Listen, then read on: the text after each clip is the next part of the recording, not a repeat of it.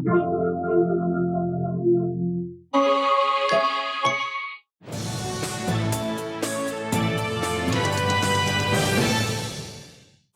स्वागत है आपका हमारे कार्यक्रम सलाह मशवरा में। हर बार की तरह इस बार भी हम आपको रूबरू कराएंगे प्रदेश की, देश की जानी-मानी हस्ती से और करेंगे उनके साथ सलाह मशवरा।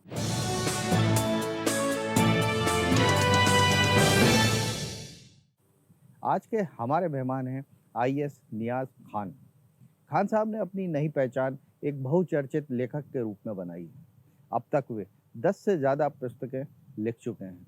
हाल ही में उनके द्वारा लिखी गई पुस्तक ब्राह्मण द ग्रेट बहुत सुर्खियों में रही। शुरुआत करते हैं आज के कार्यक्रम की सलाह मशवरा।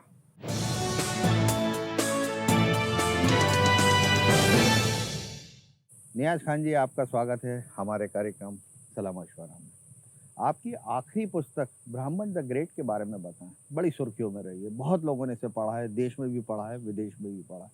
उसके बारे में हम ज़रूर जानना चाहेंगे और फिर हम आपकी बात करेंगे जो आपकी नई आने वाली पुस्तक है उसके बारे में। बेसिकली जो मेरा इंटेंशन था ब्राह्मण द ग्रेट पुस्तक 2 पार्ट में लिखने का था। तो इसमें यूँ कह लिए कि एक थ्योरेटिकल था ब्राह्मण द ग्रेट कि ब्राह्मण के लिए क्या-क्या अपेक्षित है धर्मशास्त्रों के हिसाब से और जो प्राचीन वैदिक सोसाइटी थी, वैदिक समाज रहा है, उस समय क्या मॉडल था ब्राह्मण के लिए, वो एक सैद्धांतिक। और सेकंड था कि आप चूँकि ये भौतिकवाद आ गया है, पूरी दुनिया बदल चुकी है, सब कुछ बदल गया हमारा और आज हम ग्लोबल विलेज हो गए, मतलब दुनिया से हम कट के नहीं जुड़ गए हैं। तो उस लाइफ को आज के डेट में हम कैसे बचा पाएँ या हमारे लिए क्या चैलेंजेस आ गए हैं कि सनातन संस्कृति को, वैदिक लाइफ को, हमारी पूरी स्टाइल को, खान-पान, भाषा हमारा, धार्मिक पद्धति, पूजा पद्धति, इन सब का एडजस्टमेंट कैसे कर पाएँ और संस्कृति बची रहे और मॉडर्न चीज़ें भी चलती रहें। तो इसके लिए एक व्यवहारिक पहलू है किताब ये। सर जी, बिल्कुल ठीक बात है। अगर ब्राह्मण वर्ग की बात करें तो उनके आने वाली पीढ़ी, आने वाली नस्ल बहुत दूर होती जा रही है सनातन से, पूजा-पाठ से। और जो ब्राह्मणों के अपने एक रिचुअल्स हुआ करते थे, वेशभूषा हुआ करते थे, इससे इतर उन्होंने नई टेक्नोलॉजी को बनाया है, नए प्रोफ़ेशन को लिया है। उन्होंने आगे की जो एडवांस स्टडीज़ हैं, उस पे किया हुआ है। कोई जॉब में आ गया है, कोई व्यापार में आ गया है। ख़ैर, आपने बताया ही है कि किस तरह से आप सनातन को बचाने के लिए प्रयास कर रहे हैं और आपकी मंशा भी है। इससे इतर आपके आने वाली जो नई पुस्तक है, वॉर अगेंस्ट कलयुग। सर, ये इस पुस्तक का जो टाइटल है वॉर अगेंस्ट कलयुग, इसमें इस टाइटल भी बहुत सारी चीज़ें कहती है। इस टाइटल की क्या भावना थी? ये वॉर शब्द कहाँ से आया आपके इस पूरी पुस्तक में? बेसिकली जब हम वॉर की बात करते हैं मतलब होता है युद्ध। जब युद्ध की बात होती है तोप भी है, गोला भी है, बंदूक भी है, जेट फाइटर्स भी हैं, लेकिन यहाँ पे तात्पर्य उसको वार का नहीं है। आज जो पाश्चात्य कल्चर जो अंग्रेज़ों की या गोरों की जो संस्कृति हमारे देश में आ गई है, कि हर तरफ हम जितना हमारा था सब कुछ छोड़ते जा रहे हैं। हद तो तब हो गई कि हम बाल भी गोरे सफ़ेद करवा के या ब्राउन करके अंग्रेज़ बनना चाहते हैं। तो शरीर और आत्मा तो हमारी पुरानी है। सोल हमारी है, लेकिन सब कुछ हम बदल डालना चाहते हैं अंग्रेज़ों की तर्ज पर। तो उसका असर यहीं पे नहीं हुआ है, हमारे वेशभूषा पर, संस्कृति पर, जॉइंट फैमिली सिस्टम पर, हमारे भौतिकवाद पर, त्याग की भावना पर, धार्मिक संस्थाओं पर एक बहुत बड़ा हमला हुआ है। और खतरा ये हो गया है कि हम इस संस्कृति को बचा पाएँगे, नहीं बचा पाएँगे, या आने वाले समय में सनातन नाम कोई चीज़ धरती पे रहेगी, नहीं रहेगी, या कोई धर्म रहेगा, नहीं रहेगा, या ऐसा नहीं कि सब लोग नास्तिक हो जाएँगे। ये बहुत बड़ा खतरा भारत के लिए पैदा हो गया, पाश्चात्य संस्कृति के लिए। और इसीलिए टाइटल में देखिए वॉर अगेंस्ट कलयुग। कलयुग से मतलब ये होता है पाश्चात्य कल्चर का हमला, उसकी सारी बुराइयाँ, उसका नंगापन और हमारे जो आदर्श मूल्यों के साथ खिलवाड़, ये सब एक तरह से इनके खिलाफ वार करना है।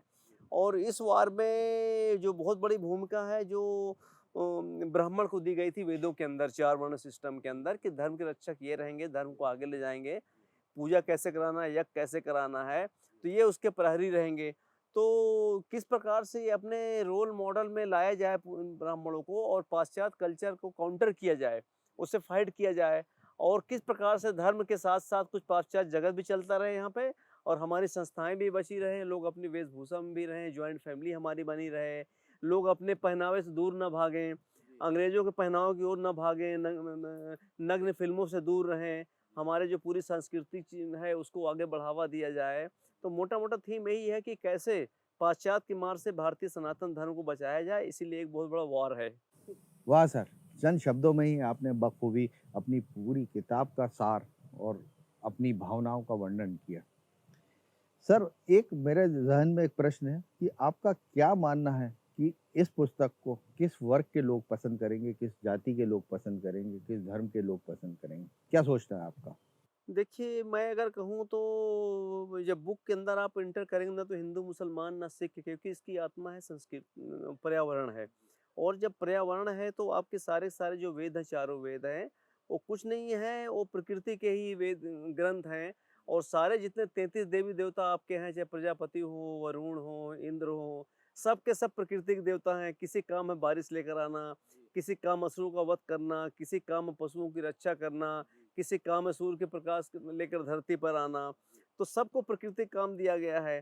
तो देखा जाए तो आप पूरे के पूरे वेद आपके हैं, ये बताते हैं कि ज़िंदगी कैसे अच्छी चलेगी, घना-भरा जंगल में लोग रहें, हरियाली रहे चारों तरफ, वृक्ष ना काटे जाएँ, वृक्षारोपण किया जाए, हमारे धार्मिक मंदिर रहें, जल जल के स्रोत बढ़ाए जाएँ, जगह-जगह पानी हो, जगह-जगह हरियाली फैली हो, यही पूरा उसका उद्देश्य है। और जब इसमें आप रहेंगे, ऐसे वातावरण के अंदर रहेंगे, तो निश्चित रूप से एक जो कॉन्सेप्ट था वैदिक धर्म का, तब परफेक्ट आपका जीवन होगा प्रकृति की गोद में। खान साहब, एक तरफ आप सनातन धर्म को बचाने के लिए हर संभव प्रयास कर रहे हैं, हर मीडिया का इस्तेमाल कर रहे हैं, लोग आपको ट्रोल भी करते हैं। वहीं बॉलीवुड में कई ऐसी फ़िल्में बन चुकी हैं, जिन्होंने हमारे हिंदू धर्म की आस्था का मज़ाक बना रखा। क्या सोचना है आपका इस बारे में? मैं अगर कहूँ कि हिंदुस्तान में सबसे बड़ा खतरा सनातन को तो है, बॉलीवुड है वो।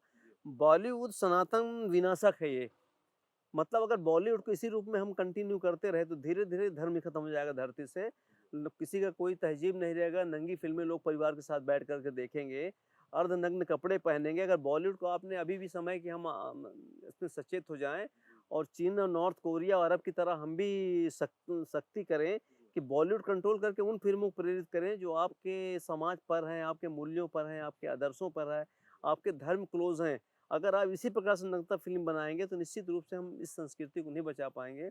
यही कारण है कि मैं लगातार बॉलीवुड के ऊपर मैं लगातार ध्यान आकर्षित कर रहा हूँ। भारतीय फ़िल्में मत देखिए आप। सारी नग्न फ़िल्मों का बहिष्कार करिए, पाक-साफ फ़िल्में देखिए। तो जो सबसे बड़ा भारत में इस समय खतरा है, पाश्चात्य कल्चर के साथ-साथ बॉलीवुड सबसे बड़ा देश के लिए खतरा है। खान साहब, हम बात कर रहे हैं हिंदुत्व की, सनातन की, उसमें शाकाहार की बात की गई है। मांसाहार घनघोर पाप की श्रेणी में आता है। गाय को माता का दर्जा दिया गया है। आप मुस्लिम हैं, आपका नज़रिया क्या है इस मसले पे? देखिए, मैं बताऊँ गुप्ता जी आपको कि वर्ल्ड में भारत ऐसा देश है जहाँ 50% आबादी शाकाहारी है। किसी को पता नहीं होगा ये, बहुत कम लोग जानते होंगे। बाकी पूरे चीन चले जाएँ तो वहाँ 90% से ज़्यादा 95% लोग मांसाहारी होंगे, कोरिया, जापान, एंटायर भारत देश में 50% लोग शाकाहारी हैं। और शाकाहार आजकल एक चीज़ और आ गया है कि जो हम नॉन-वेज खाते हैं, इससे भी क्लाइमेट चेंज हो रहा है, धरती का टेम्परेचर बढ़ रहा है। अगर पूरे दुनिया में अगर आप शाकाहारी हो जाए, धरती का टेम्परेचर बहुत कम हो जाएगा। तो वेजिटेरियन जैसे आप बनते हैं, तो सीधा धरती के लिए काम करते हैं, पर्यावरण को बचाते हैं, टेम्परेचर धरती का कम होगा। और ये कॉन्सेप्ट हमारे आपके धर्म में है, जैनों के अंदर बहुत अच्छा है और हिंदू धर्म के अंदर शाकाहार का है। तो और दूसरी चीज़ जहाँ तक का गाय का है, तो गाय को वेदों के अंदर उल्लेख है गाय का, बहुत ही पवित्र है, जिसको माँ के समतुल्य माना गया है उसको। और मेरा ये मानना है कि एक ज़माना था जब इंसान जंगलों में रहा करता था, जब मांस खाना मजबूरी थी उसकी। आज के डेट पर हमारे पास खाने का इतना विकल्प हो गया है कि हम पशु की हत्या, क्योंकि वही सारी फीलिंग पशु के अंदर बात से बात नहीं कर पाता, लेकिन दर्द भी होता है, प्रेम भी शो कर पाता है, वो हर चीज़ महसूस कर सकता है पशु। तो अगर हम दया का भाव अपने अंदर लेकर के आएँ कि अब ना मारें पशुओं को और शाकाहारी हो जाएँ, तो पर्यावरण को तो फ़ायदा पहुँचाएँगे, कहीं न कहीं मानवीय दृष्टिकोण से भी एक समाज के लिए अच्छा काम करेंगे। और ये सब चीज़ें चाहे आपका शाकाहार का हो, पशु प्रेम की भावना आपके सनातन का हिस्सा रहा है ये। गाय तो घर का एक परिवार की फ़र्ज कर रहा है, आज भी रहा है। तो कहीं न कहीं ये खूबी इस धर्म की है कि जब सारे दुनिया में धर्म नहीं आए थे, उस समय आपका ये हज़ारों साल पुराना धर्म है, सनातन सबसे पहले रहा है। उसका बेसिक कॉन्सेप्ट था पशु प्रेम, नदियों का प्रेम, फसलों से प्रेम, सूर्य से प्रेम, नदियों से प्रेम, तो पूरा पूरा प्रकृति प्रेम है। और इसीलिए मैं कहीं न कहीं इसका मुरीद हुआ हूँ आपके इस सनातन संस्कृति का। और चिंता भी बहुत होती है मुझे कि ये आने वाली पीढ़ी कैसे इसको बचा पाएगी। जिस प्रकार से भाग-दौड़ है, धन का मोह आ गया है, दिखावे की प्रवृत्ति आ गई है, समाज में इंसान का मूल्यांकन केवल धन पे हो रहा है आज के डेट पर, केवल धन से हो रहा है।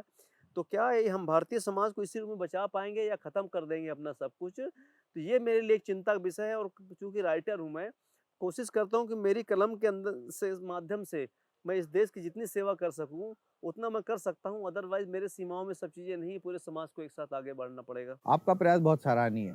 शायद यही वजह है कि लोग खरीद के आपकी पुस्तकों को पढ़ते हैं। सोशल मीडिया पे आपको बहुत से फॉलोवर हैं।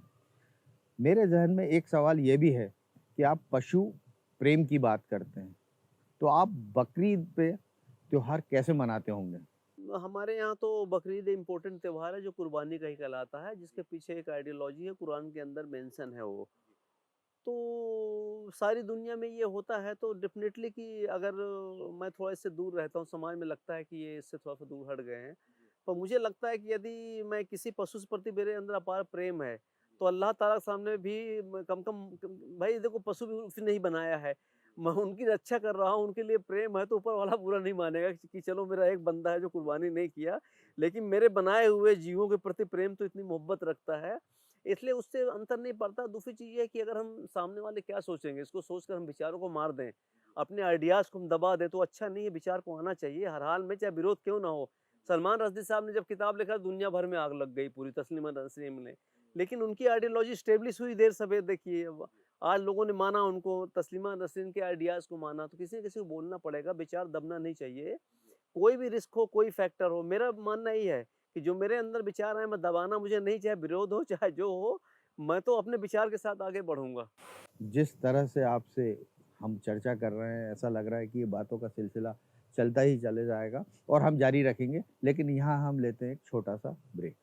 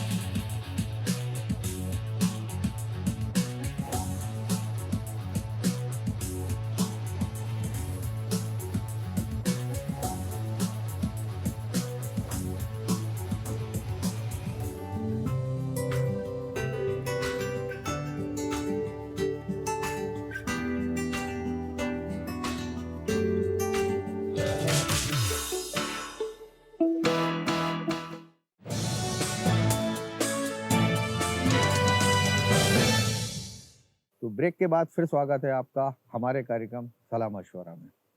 जो मैं समझ पा रहा हूँ, आप सनातन धर्म के साथ-साथ अपने पर्यावरण को बचाने का भी आपने आह्वान किया है अपनी इस पुस्तक में।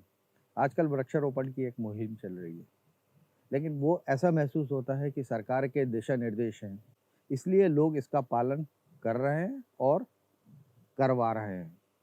हमारे वेदों में पर्यावरण को लेकर क्या कहा गया है, आपने बखूबी बताया।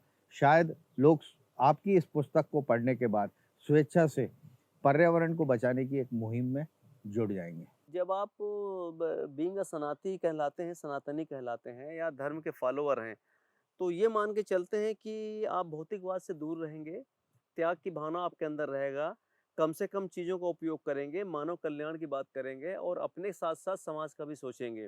सर, आप महुआ हाउस में बैठे हैं। हम पर्यावरण की बात कर रहे हैं, पर्यावरण बचाने की बात कर रहे हैं, हम वृक्षारोपण की बात कर रहे हैं। हम यहाँ बैठे हुए हैं महुआ हाउस में। आप इस महुआ हाउस को वृक्षारोपण और पर्यावरण के लिए आप कितने मार्क्स देना चाहेंगे? महुआ रिज़ॉर्ट आपका एक तरह से मॉडल है धरती को कैसे बनाना आगे चल कर के, हमको किस प्रकार से जंगल की गोद में रहना है, ये उसका एक छोटा-सा स्वरूप है। सर, ये आपकी जो पुस्तक है कब तक मार्केट में आ जाएगी? देखिए कोशिश है वर्तमान में तो वार अगेंस्ट कलयुग केवल अंग्रेजी में आ रही है, पर फ्यूचर में यदि इसकी डिमांड या लोग पढ़ना चाहते हैं हिंदी के अंदर, क्योंकि बेसिकली मैं इंग्लिश नॉवेलिस्ट हूँ, अंग्रेजी में लिखता हूँ। कोई भी ऑथर अपनी चीज़ को तो अपनी भाषा में लिखता है, तो मैंने लिखा हुआ है इसमें। पर यदि ऐसा लगता है कि नहीं लोग पढ़ना चाहते हैं दूसरी भाषा में, तो कोई कठिन काम नहीं, 2-3 माह के अंदर ट्रांसलेशन होके किताब आ जाती है। पर इस माह के अंत तक किताब मार्केट में अवेलेबल हो जाएगी। और जहाँ तक मैं सोचता हूँ कि इस किताब को यदि आप पढ़ते हैं तो केवल ये नहीं कि आप एक नॉवेल पढ़ रहे हैं, निश्चित रूप से इसको पढ़ के आप ज्ञान लेंगे, चिंता करेंगे देश की, पर्यावरण की, शाकाहार के महत्व को। अपने बच्चों को अच्छा मार्ग दिखा पाएँगे, देशभक्ति की भावना पैदा करेगी, सनातन प्रति प्रेम पैदा करेगा। आप शाकाहार की ओर लौटेंगे, आप देश प्रेम की ओर लौटेंगे, धर्म की ओर लौटेंगे, पुरानी जॉइंट फैमिली की ओर लौटेंगे आप, अपने पूजा पद्धति की ओर लौटेंगे आप, अपने संस्कारों की ओर लौटेंगे, अपने पुराने वस्त्रों की ओर लौटेंगे और भौतिकवाद से मोह आपका भंग होगा। इसलिए उस किताब को आप औषधि मान लीजिए कि मैं एक ऐसी औषधि लेकर के सनातनियों को दे रहा हूँ, भारतवासियों को, कि इस औषधि को लीजिए, उपचार करिए और जो विकृति पैदा कर दी अंग्रेजों ने हमारे दिमाग में या भौतिकवाद के मोह में, और बॉलीवुड ने जिस प्रकार से हमें बर्बाद किया है, शायद उसका तोड़ ही ये किताब निकाल पाएगी। आप आईएएस हैं, पीडब्ल्यूडी विभाग के आपकी अपनी अहम भूमिका है। सरकार का हर आदेश आपकी कलम से लिखा जाता है। आप इतना सब सोचने और लिखने का समय कैसे निकाल पाते होंगे? और ख़ास तौर पे आपकी जो फ़िटनेस है, आप अपने आप को कैसे फ़िट रखते होंगे? लोग क्या है कि शाम को फ़िल्म देखना, बाहर चल जाना, मॉल चले जाना, खाना-पीने का शौक, उन सब चीज़ों से मैं दूर हूँ, प्योर शाकाहारी हूँ। बहुत ही सिंपल से लाइफ़स्टाइल है मेरे पास, जल्दी सुबह उठ जाता हूँ, पौने 5 बजे मैं। मेरे पास 2 घंटे साहित्य के लिए निकाल देता हूँ 5 से 7 बजे तक। कुछ नहीं करना है, इसके अलावा मैं नॉवेल को घूम के भी नहीं देखता हूँ। और 2 घंटे से मेरा क्रिएशन धीरे-धीरे अपना साहित्य चलता रहता है मेरा। मेरी एज 55 क्रॉस कर गया हूँ मैं, 55। लेकिन एक तो मुझे मानना है कि जहाँ तक फ़िटनेस कारण शाकाहार है, मैं प्योर शाकाहारी हूँ, बहुत कड़ाई से शाकाहार का पालन करता हूँ। दिनचर्या मेरी फ़िक्स है, यदि मुझे 8 बजे खाना है, तो मैं 8 बज के 5 मिनट पे नहीं खाता, 8 बजे ही खाता हूँ मैं। अगर मुझे पौने 5 बजे सुबह उठना है, तो पौने 5 बजे बिस्तर छोड़ दूँगा मैं। मेरा मिनट टू मिनट कार्यक्रम शेड्यूल फ़िक्स है, उसके बाद मैं मॉर्निंग में घूमने जाता हूँ, फिर आकर के मैं योगा करता हूँ। चीज़ों खान-पान में जो जंक फूड या फ़ास्ट फूड बिल्कुल नहीं खाता, कभी मैं खाता हूँ अपना सीधा जो हमारे भारतीय खाने की जो सिंपल पद्धति है शाकाहार की, वही मैं खाता हूँ। और सबसे बड़ी चीज़ है कि आप पढ़ते रहिए, पढ़ना छोड़िए मत। क्योंकि यदि आप अच्छा साहित्य पढ़ते रहेंगे तो उम्र आपकी अपने आप बढ़ जाएगी, लेकिन साहित्य विध्वंसकारी नहीं होना चाहिए। आपका कंस्ट्रक्टिव साहित्य पढ़िए, अच्छी कविताएँ पढ़िए, अच्छे लेख पढ़िए, अच्छे विज्ञान पे किताब पढ़िए, धर्मों की किताब पढ़िए। आप पढ़ते रहिए, क्योंकि आपके दिमाग की खुराक किताबें हैं, जब खुराक अच्छी दिमाग को मिलेगी तो बॉडी फिट रहेगी आपकी। तो किताब का पढ़ने का शौक भी आपको लंबी उम्र देता है, लिखना भी लंबी उम्र देता है, शाकाहार लंबी उम्र देता है, आपकी फिक्स दिनचर्या लंबी उम्र आपको देगी। खान-पान पे का जो है फिक्स शेड्यूल आपको देगा, और जंक फूड, फास्ट फूड से बचना आपको अच्छा सेहत देगा। और यही सब मंत्र है जिसका मैं 100% फॉलो करता हूँ। तो खान साहब, आप यहाँ आए, आपने समय निकाला, हमें समय दिया। उम्मीद है कि दर्शक आपकी पुस्तक पढ़ेंगे और पढ़ने के बाद कुछ ना कुछ लाभ लेंगे और अपने आप में बदलाव लाएँगे। Thank you so much, thank you तो सो मच। बहुत-बहुत धन्यवाद सर आपका। नमस्कार। तो आज के कार्यक्रम में दोस्तों इतना ही, और अगली बार हम फिर हाज़िर होंगे किसी नई शख्सियत के साथ। तब तक के लिए मुझे और मेरी टीम को दीजिए इजाज़त।